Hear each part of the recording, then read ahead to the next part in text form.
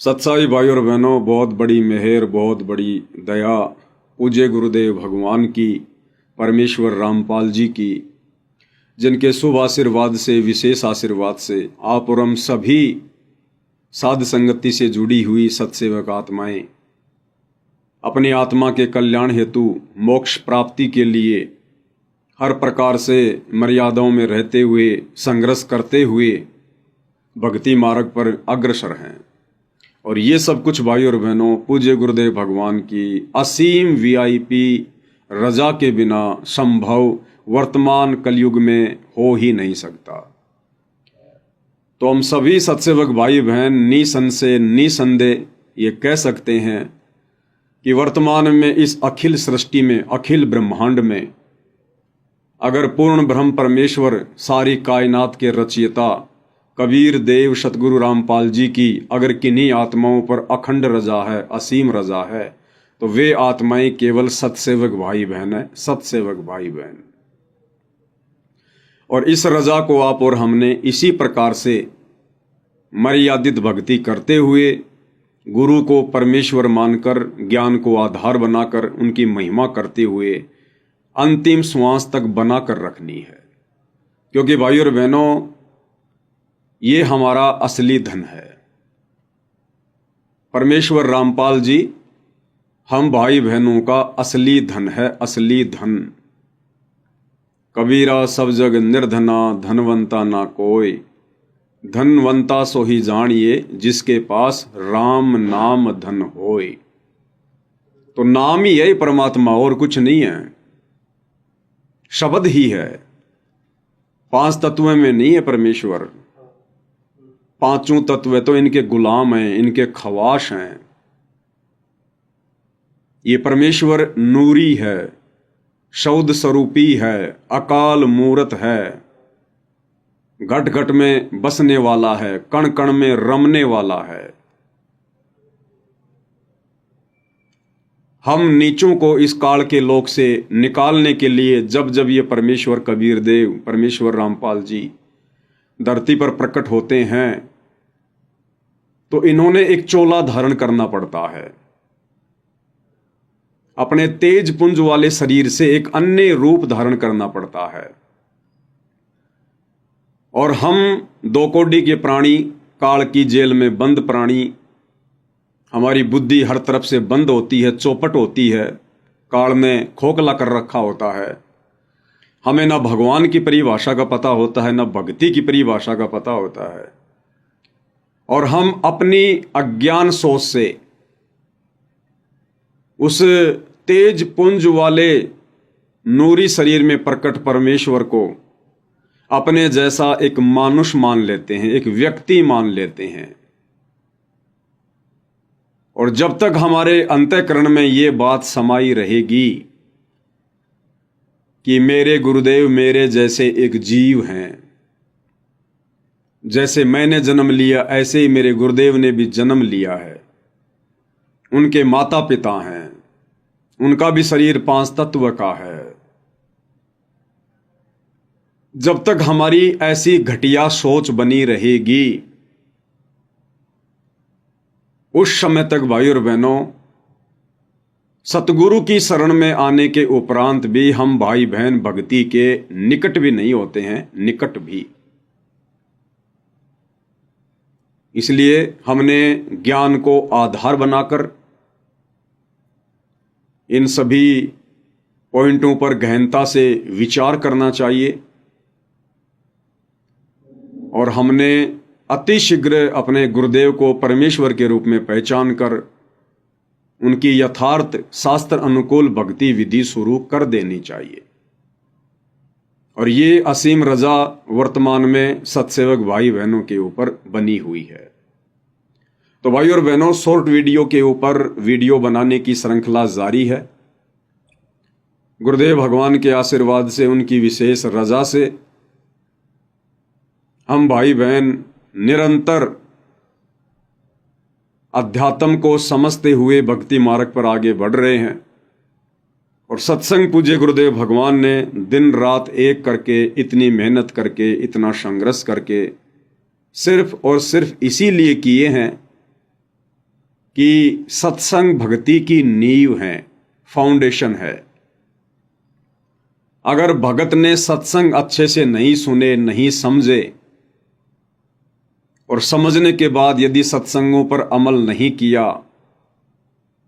अपने जीवन में परमेश्वर की वाणियों को नहीं उतारा, तो भाइयों और बहनों, फिर हम परमेश्वर की उसी वाणी की श्रेणी में आएंगे जिस वाणी में परमेश्वर कहते हैं कि भक्ति बिना नर और खर एक है, जिन हरि पद ना जाना, पूर्ण ब्रह्म की परख नहीं रे, पूज मरे पाषाणा। फिर हमारे में और गधे में कोई अंतर नहीं होगा। इसलिए परमेश्वर ने हमें जो ये अनमोल मनुष्य शरीर दिया है, 84 लाख योनियों से भिन्न, उस नारायण ने अपने जैसा हमें रूप दिया, शरीर दिया, नर रूप, और हमें विशेष बुद्धि प्रदान की है, सोचने समझने की क्षमता, चिंतन मनन करने की क्षमता, तर्क वितर्क करने की क्षमता, निष्कर्ष निकालने की क्षमता। तो हम इस मनुष्य शरीर में भरपूर फायदा उठाएं। अन्यथा परमात्मा स्पष्ट कर चुके हैं, अगर तुमने भक्ति नहीं की और मर्यादाओं में रहकर नहीं की, तो अंत में तुम्हारा भी ये मनुष्य शरीर 84 लाख योनियों में जितने भी जीव जंतु प्राणी हैं उनके जैसा ही होगा, यदि तुमने इस मनुष्य शरीर को प्राप्त करके और परमेश्वर की प्राप्ति नहीं की तो भाइयों और बहनों, शॉर्ट वीडियो के माध्यम से हम आगे बढ़ते हैं। तो भाइयों और बहनों, शॉर्ट वीडियो के माध्यम से अब हम पूज्य गुरुदेव भगवान के इस अध्यात्म को समझने का प्रयास करेंगे। वो तमाम जानकारियां प्राप्त करेंगे जिन जानकारियों के अभाव में हम लोग मर्यादा तुड़वा बैठते हैं, जिन जानकारियों के अभाव में हमारे ऊपर काल का दाव लग जाता है, जिन जानकारियों के अभाव में हर बार इस परमेश्वर की प्राप्ति होने के उपरांत भी हम ये मौका चूक जाते हैं मोक्ष वाला। तो गुरुदेव भगवान चाहते हैं कि हम आत्माएं ज्ञान को आधार बनाकर इतनी दृढ़ हो जाएं कि हम खुद तो काल के जाल से बचकर अपनी भक्ति सफल करें, अपने संपर्क में आने वाले अन्य भगत भाई बहनों को भी हम गुरुदेव के ज्ञान आधार से दृढ़ता प्रदान करें, उनके विश्वास को दृढ़ता दें। तो जो सबसे पहला वीडियो है, इस वीडियो में पूज्य गुरुदेव भगवान अपनी तमाम संगत को, अपनी प्यारी आत्माओं को दिशा निर्देश दे रहे हैं कि सतगुरु से उपदेश प्राप्त करने के बाद एक भगत की रहनी करनी कैसी होनी चाहिए, भगत का जीवन कैसा होना चाहिए, उसका उठना बैठना बोलना चलना पहनना खाना पीना कैसा होना चाहिए। और गुरुदेव भगवान ने सत्संग में कहा है कि बच्चों,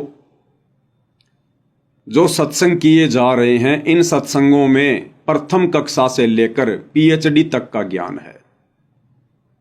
और जैसे जैसे जिस आत्मा की बुद्धि सत्संग सुनकर विकसित होती चली जाएगी, वो आत्मा उतना ही अनमोल खजाना इन सत्संगों में से निकालती चली जाएगी।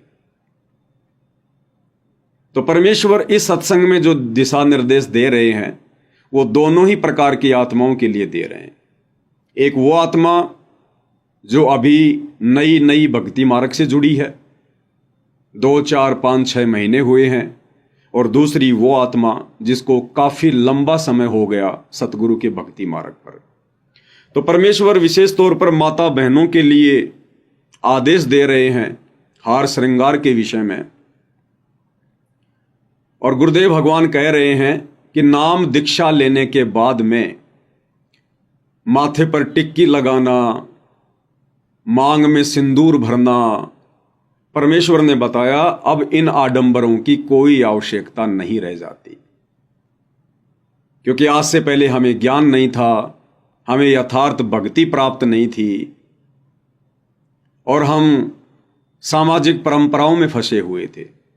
कोई हमें बताने वाला था ही नहीं कि सही क्या है, गलत क्या है, ये क्यों करते हैं, क्यों नहीं करते हैं, इनका क्या रीजन है। और हम लोग एक परंपरा के तहत इस वजन को गधे की तरह ढोते चले आ रहे थे।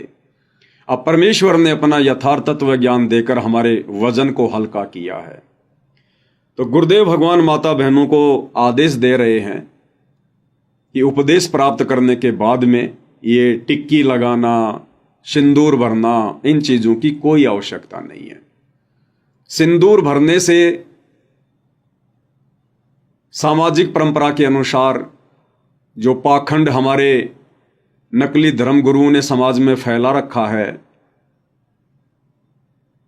कि मांग में सिंदूर भरने से औरत का सुहाग अमर होता है, लेकिन परमेश्वर ने इस बात का खंडन किया कि सुहाग तो अमर उस समय रहेगा जब आप यथार्थ शास्त्र अनुकूल भक्ति करोगे। उसके बाद औरत से पहले उसके पति की मृत्यु नहीं होगी। ये परमेश्वर ने विधान बताया। सतयुग में ऐसा ही होता था, क्योंकि सतयुग में सभी यथार्थ भक्ति करते थे, वेदों के अनुसार भक्ति करते थे, एक ओम नाम की साधना करते थे और वेदों के अनुसार धर्म कर्म किया करते थे। तो वेदों के अनुसार भक्ति करने के चलते सतयुग में औरत कभी भी विधवा नहीं होती थी, यानी कि स्त्री से पहले कभी भी उसके पति की मृत्यु नहीं हुआ करती थी। और उस समय ना वो स्त्रियां अपनी मांग में सिंदूर भरा करती थी, ना कोई टिक्की लगाया करती थी। और जैसे जैसे भक्ति का स्तर नीचे गिरता गया, आज आम समाज में 90% माता बहनें अपनी मांग में सिंदूर भी भरती हैं, माथे पर टिक्की भी लगाती हैं, करवा चौथ का व्रत भी करती हैं कि मेरे पति की लंबी आयु हो। लेकिन उसके बावजूद भी वही होता है जो उनके भाग्य में लिखा होता है। अगर उसके पति की अकाल मृत्यु लिखी है तो उसके माथे पर टिक्की लगाने से, मांग में सिंदूर भरने से या करवा चौथ के व्रत को करने से उसके पति की रक्षा नहीं हो सकती। ये केवल एक झूठी परंपरा है, एक गलत धारणा है। तो सतयुग में जो वेदों के अनुसार साधना करते थे, तो उस समय ऐसी कोई भी आपत्ति उस परिवार पे नहीं आती थी। तो गुरुदेव भगवान कह रहे हैं कि आप चाहो तो टिक्की या सिंदूर में से कोई एक चीज लगा सकती हो, क्योंकि ये केवल इस बात की निशानी है कि आप शादीशुदा हो, बस। और फिर आगे चलकर गुरुदेव ने कहा इसी सत्संग में कि जब आपको ज्ञान हो जाएगा, जब आप अपने गुरुदेव के सत्संग सुनोगी और ज्ञान से परिचित होती चली जाओगी, उसके बाद में एक वस्तु की भी आवश्यकता नहीं पड़ेगी, ना माथे पर टिक्की लगाने की और ना मांग में सिंदूर भरने की, क्योंकि हमें पता चल जाएगा कि परमेश्वर की भक्ति करेंगे तो हमारे घर में, परिवार में कभी कोई आपत्ति नहीं आएगी, कोई संकट नहीं आएगा। हमारे परिवार में कभी किसी की अकाल मृत्यु नहीं होगी। तो क्या आवश्यकता फिर हमने ये आडंबर करने की, पाखंड करने की। तो भाइयों और बहनों, यदि हमने भक्ति सफल करनी है तो हमने पूज्य गुरुदेव भगवान के नक्शे कदम पर चलना पड़ेगा। उनकी प्रत्येक सत्संग रूपी आज्ञा का हमने दृढ़ता के साथ में पालन करना पड़ेगा। तो क्या कह रहे हैं पूज्य गुरुदेव भगवान, एक बार उन्हीं के मुख कमल से हम सुन लेते हैं। पति भरता और सुहेलड़ी सेवन अधिक अपार, पति भरता भाव नहीं ये चूम चटक सिंगारे।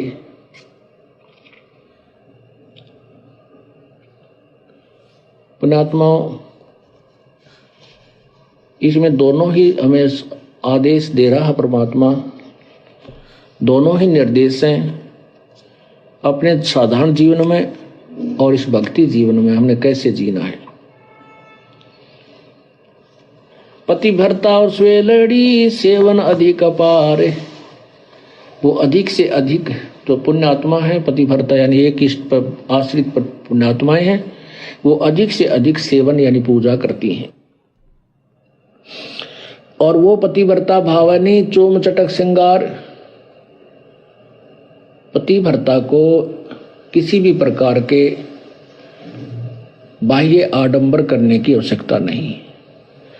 कहते हैं इन श्रृंगारों की परमात्मा को कति आवश्यकता नहीं, वो अंदर से जानता है ये कितना भगत है और उसमें उतना ही प्रेम होता है प्रभु का।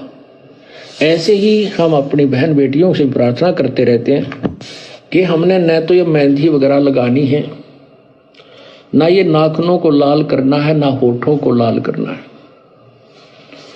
ये नहीं चाहिए हमने। आप केवल अपने मांग में सिंदूर आदि लगा सकते हैं, जिससे ये एक प्रतीक है ये शादीशुदा है या मैरिड है अनमैरिड, बस इतना। वो भी लगाना चाहें तो लगा सकते हैं, अन्यथा कोई आवश्यकता नहीं है।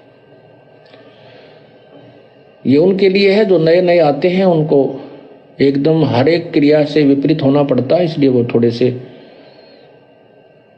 घबरा जाते हैं। जब ज्ञान हो जाएगा फिर आपको ये शरीर मिट्टी नजर आओगा। इस मिट्टी के घड़े को कितना श्रृंगार है, कितना इसके ऊपर चित्र सुंदर लगा दे, इसमें वस्तु जल नहीं है तो ये व्यर्थ है।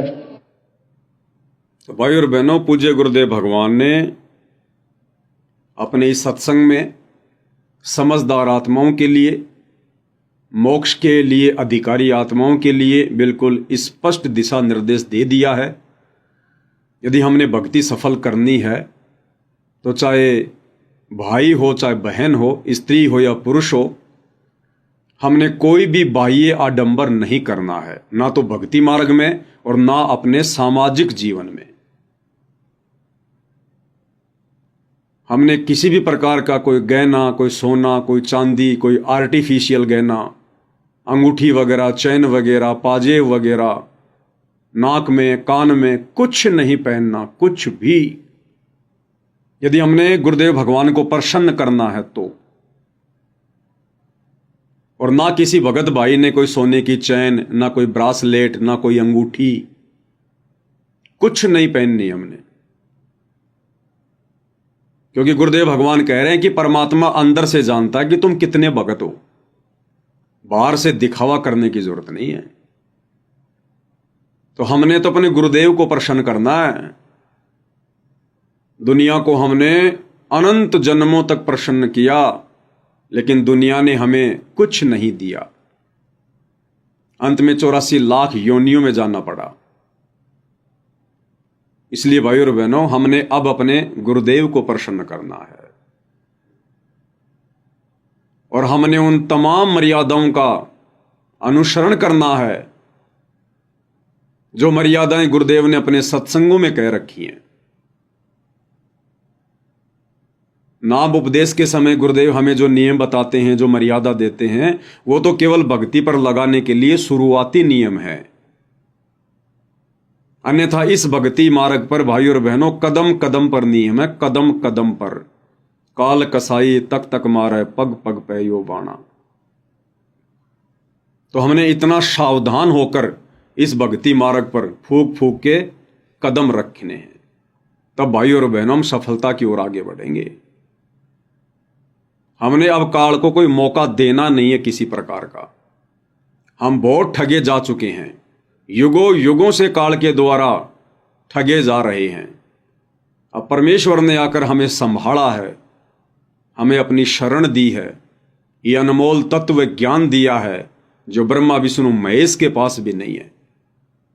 इस ज्ञान की खोज में 88,000 ऋषि, 9 नाथ 84 सिद्ध भी भटक रहे हैं। गोरखनाथ जैसे तपस्वियों को भी यह ज्ञान प्राप्त नहीं था। उस अनमोल ज्ञान की रजा आज गुरुदेव ने आप और हमारे ऊपर बख्शी है। तो ये हमारा अनमोल भक्ति धन है, इससे बड़ा कोई धन नहीं है। और कोई मूर्ख व्यक्ति होगा जो ऐसे अनमोल धन को ठोकर मारेगा या हल्के में लेगा, तो अब हमने किसी भी प्रकार का मौका ना ही तो काल को देना है और ना ही हमने गुरुदेव भगवान को नाराज करने का देना है। तो माता बहनों ने विशेषकर परमेश्वर की प्रत्येक मर्यादाओं को फॉलो करते हुए भक्ति मार्ग पर आगे बढ़ना है।